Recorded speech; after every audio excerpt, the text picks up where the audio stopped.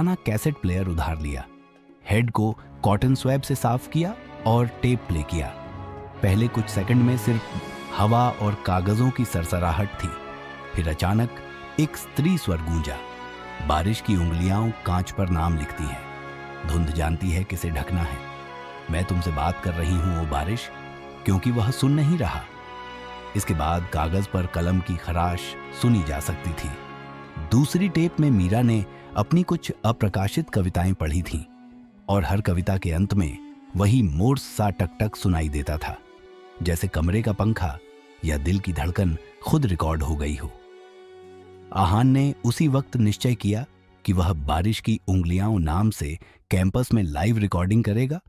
उसने कमरे के लैंप को पीली छाया दी, टेप की क्लिक और बूंदों की टक को सिंक किया और अपनी आवाज में एक ब्रिज लिखा।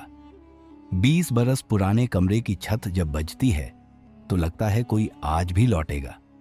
इवेंट की रात कॉलेज का ऑडिटोरियम खचाखच भरा था।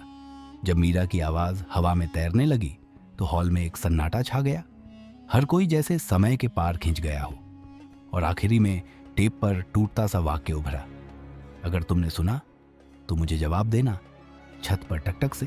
तभी खिड़की के शीशे पर सचमुच हल्की बारिश शुरू हो गई और बूंदों की लय ने सबको स्तब्ध कर दिया।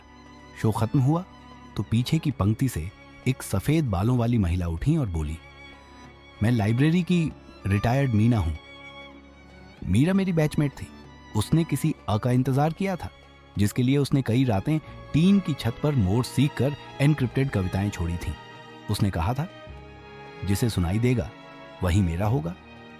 लेकिन वह अ कभी लौटा नहीं। यह सुनकर आहान का दिल जोर से धड़का। क्या यह संयोग था कि उसका नाम भी आ से शुरू होता है?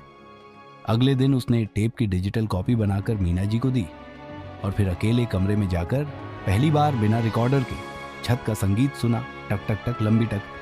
और उसने अपनी उंगलियों से टेबल पर जवाब दिया, डैश डॉट डैश एम। उस रात बारिश ने भी तानों की तरह जवाब दिया, मानो समय के पार एक संवाद शुरू हो गया हो। कुछ दिन बाद कॉलोनी का बूढ़ा पोस्टमैन दरवाजा खटखटाने आया और बोला, यह पुराना मनी ऑर्डर स्लिप कूड़े में मिला। नाम मीरा और साथ एक नोट, अगर कमरे का आ लौटे तो कहना। वह कविता छप गई और उसके साथ पीली पड़ चुकी हिंदी पत्रिका का कवर था, जिस पर छपा था, बारिश की उंगलियां, मीरा विशेषांक।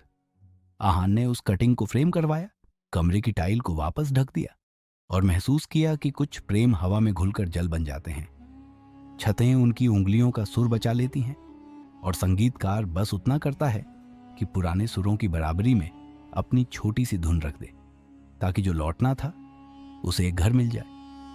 चाहे वह घर कागज का हो, टेप का हो या टीन की छत पर टक टक करती बारिश का।